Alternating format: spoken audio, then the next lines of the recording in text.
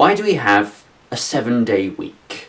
It seems odd, doesn't it? We have 365 days in a year, so surely we should have a 5-day week to make it more easily divisible, or at least a 10-day week as the ancient Egyptians did, given that most of the world uses the metric system based on the number 10. I believe because we have 10 fingers makes the whole counting system a lot easier. But 7, it seems strange. Well, it comes from the ancient Sumerians. The number 7 seemed to be of some kind of religious importance or some kind of special number in the eyes of the ancient Sumerians.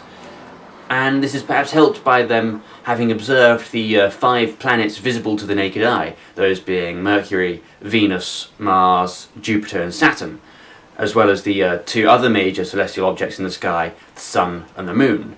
And it's from these 7 celestial objects that we get the 7 days of the week. And this can be seen in the etymology of the days.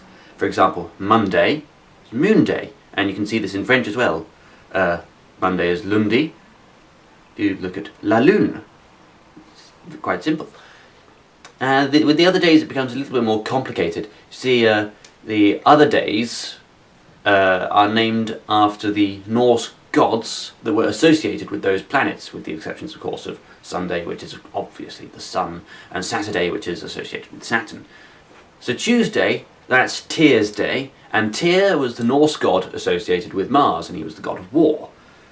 Wednesday, which is associated with Mercury, that's Woden's Day, Woden being associated with Mercury.